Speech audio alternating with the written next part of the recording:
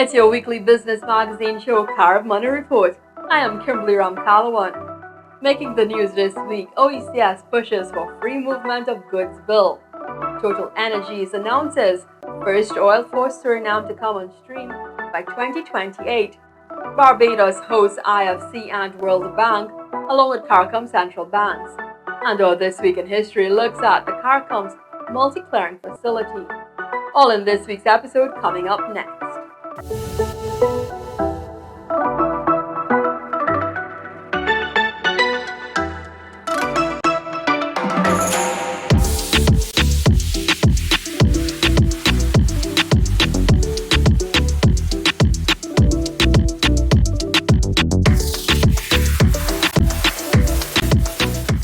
The OECS celebrated 44 years this week, but had much business on its agenda as regional members met in St. Vincent for its meeting. Free circulation of goods within Eastern Caribbean states could be a thing soon, as its 7th meeting saw the bill, OECS Free Circulation of Goods Bill, debated. St. Lucia's Prime Minister Philip J. Pear led the call as the meeting convened in St. Vincent this week. We'll consider 5 bills necessary for the implementation of the free circulation of goods regime: the OECS Animal Health Bill, the OECS Plant Protection Bill, the OECS Food Safety Bill, and the OECS Standards Bill, and the OECS Customs Control and Management Bill. Our respective cabinets have considered as necessary and sufficiently sound to merit our deliberation by this august body today. Barring any dissent, each of our delegations will return to Capital and submit the bills with a recommendation for enactment in our national laws. We'll soon have to consider the legislation on rights contingent to free movement of people. During the sitting, the World Trade Organization's Director General, Dr. Ngozi Okonjo-Iweala, urged small island developing states to use their voices in speaking out against the U.S. tariffs, while noting that it was a country that was operating unilaterally and not as a WTO member. Trade of the United States is 13% of world trade. So 87% of world trade is among other members. And they should continue to trade among themselves on WTO terms, the most favored nation tariff terms, and they are. And one of the things that other WTO members can do about the situation is to come together to say, we will continue to respect the system. We will continue to do our trade on most favored nation terms so as to strengthen the system. As you said, making your voices heard on the importance of that stability and predictability is very important. And that's one action you can take in banding with other members to make sure that your voices are heard on this issue. Meanwhile, the opening ceremony of the OECS 77th annual meeting heard its Director General make a call for introspection among member states and see what might be their own hurdles in forwarding the integration process. Upholding the long-standing Caribbean principle of being friends of all and satellites of none requires careful navigation, but it remains both necessary and achievable. The OECS heads recognize that every nation has the sovereign right to define and pursue its national interests. Consistent with this, the OECS adopts a posture of principled engagement, one that is respectful of all, aligned with international law, and firmly rooted in our regional development priorities. This approach enables us to maintain constructive relations with diverse global partners without compromising our values, autonomy, or the integrity of our integration project. In the same breath, he reassured his confidence in members' ability to remain autonomous even in the face of integration and global trading partners. Are our institutional structures fit to deliver effectively on our mandates? Are our processes agile enough to respond to the shifting dynamics of global diplomacy? And critically, can we design solutions that are both ambitious and economically sustainable? We must streamline our internal operations to prioritize outcomes over procedures. Bureaucracy must give way to purposeful delivery.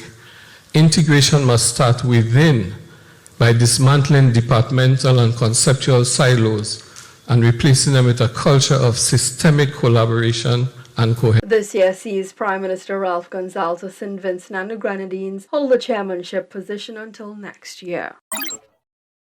First oil in Suriname from Total Energies investment is expected to come on stream in 2028. This according to its country manager Arthur Nunez, who was speaking at the opening of this year's Suriname Energy, Oil and Gas Summit. He gave some perspective into the kind of infrastructure that will go into the Grand Mogu Deep offshore project. About 32 wells. It means 2 rigs drilling during 3, even maybe 4 years at the end of the day. We are talking about 220 kilometers of flow lines that will be installed in Suriname. So all of that, we are aiming at the first oil in 2028.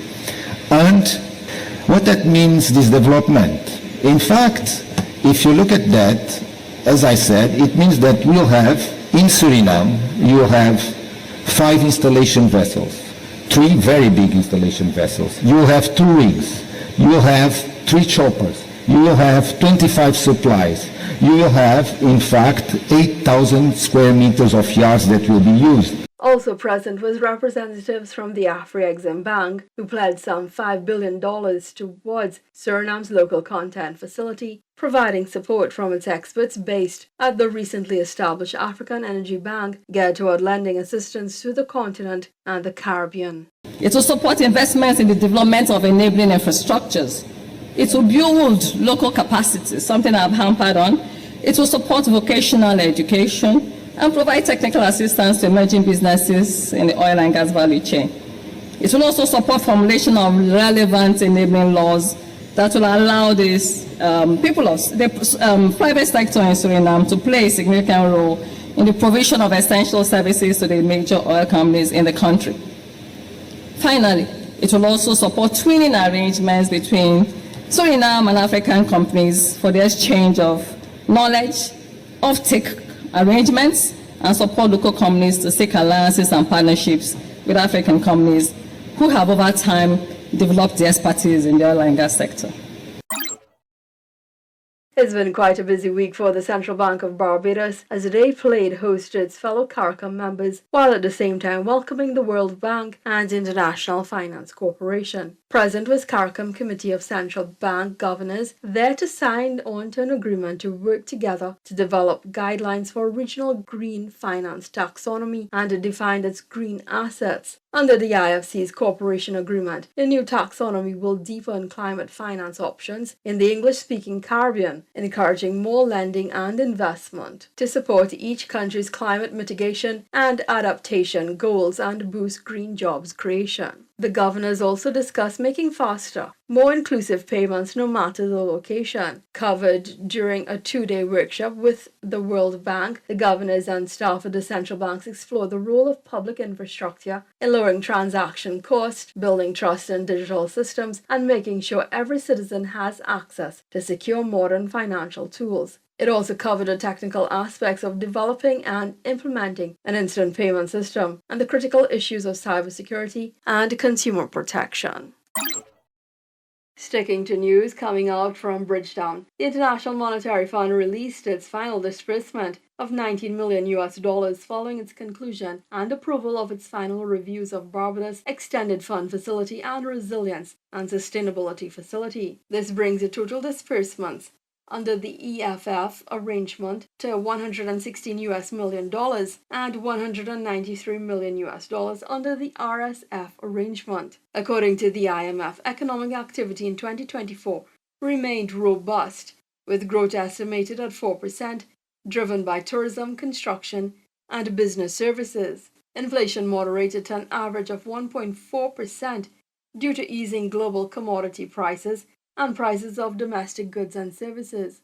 In its report, the IMF noted that macroeconomic stability had been reinforced and reforms have been implemented to boost fiscal sustainability, enhance growth, and build resilience, robust growth.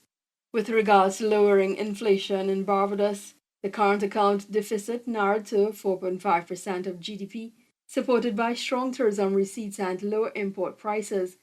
Gross international reserves rose to $1.6 billion at the end of 2024, providing more than 7 months of import cover and supporting the country's exchange rate peg. The IMF expects growth to reach 2.7% in 2025, buoyed by continued investment in tourism-related projects and public infrastructure. However, inflation is forecast to rise next year due to higher non-fuel import costs and some increases in domestic agricultural prices. To this, it made note of the risks that remain, cautioning that its economic outlook is subject to its vulnerability and external shocks and natural disasters. Nevertheless, the IMF commended the Caribbean island for integrating climate concerns into public financial management and the central bank's inclusion of climate risk analysis in its stress testing. The report comes under a month since the IMF announced that Barbados had successfully completed its second program, sharing that program targets were met, while it had also demonstrated commendable progress in implementing its economic reform program.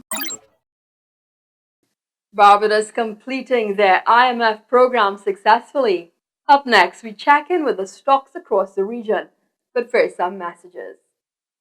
We want you to advertise with us. Join us as the premier business magazine and news outlet covering the Caribbean. Contact us today at 868-783-5094.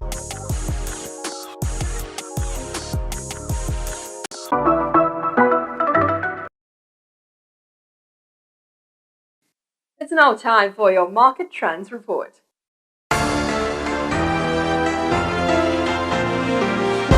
Trinidad and Tobago Stock Exchange recorded advances in 8 securities this week, including parent company of KFC and Starbucks franchises Prestige Holdings, increasing the highest by 13.33%. Antimacassar saw the biggest decline by 8.6%. The top 3 securities traded for the week were Trinidad and Tobago National Gas Limited, Massey Holdings Limited, and National Enterprise Limited. Moving north to Jamaica's stock exchange, where it saw a total of 30 stocks decline and just over $1.6 million traded for this week. Dominating was Epley Limited preference shares, which increased the highest by 18.95% on the market. In Barbados, it's all about the real estate here as well, as Epley Caribbean Property Value Fund SEC rose to the top once again, capturing approximately 64% of the market. Coming back down to the Eastern Caribbean, just over 10,000 shares traded at a value of $233,000 EC dollars. St. Lucia Electricity Services Limited almost captured the entire market with 97% traded, leaving with St. Kitts and Nevis with the latter. Keeping an eye on the Trinidad and Tobago market as we look to see moves with Prestige Holdings in the coming weeks. Up next, we go back in time for our This Week in History segment. We want you to advertise with us. Join us as the premier business magazine and news outlet covering the Caribbean. Contact us today at 868-783-5094.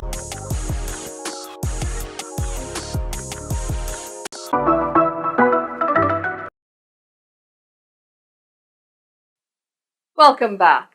In an effort to reduce forex reserves as well as encourage trade, CARICOM once shared a multilateral clearing facility.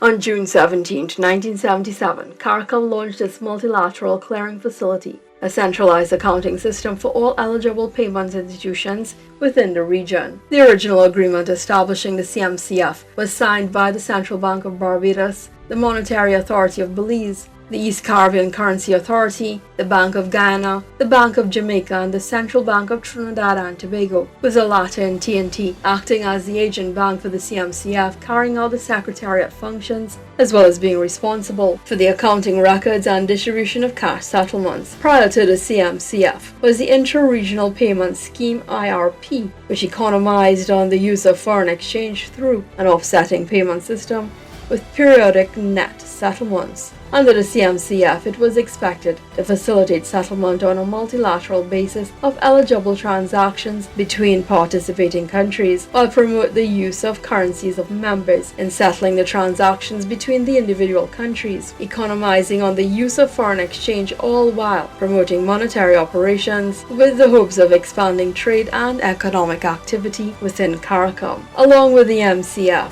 came its pros and cons. Apart from reducing deposits in Forex, much contention came with the fact that the CMCF was not established as a separate legal entity and lacked a formal enforcement mechanism in the event of debtor default. Other discrepancies included the lack of an independent regulatory body, as well as technical and administrative complexities. The CMCF would collapse and fold in 1983 due to what was deemed as abusive usage by some member countries. Instead of being used for its primary purpose of simply minimizing the foreign exchange requirement for intra-regional trade, some members saw it as a balance of payment support facility to allow them to continue purchasing goods which they otherwise would not have been able to. Thus, the closing of the CMCF was only inevitable because of the overuse of its informal credit facility. After the closing of the CMCF, the region regressed to a costly nexus of bilateral agreements, which offer far less efficiency than multilateral systems. The demise of the CMCF was unfortunate because it was a clever device for effecting small but significant economies and the use of foreign exchange. It was also agreed that the CMCF might have formed an institutional base for a federal system of CARICOM central banks. History has a way of repeating itself in different forms and fashion. With that, we hope to see the caps come on stream soon. We take in some short messages now. Stay with us. We want you to advertise with us. Join us as the premier business magazine and news outlet covering the Caribbean. Contact us today at 868-783-5094.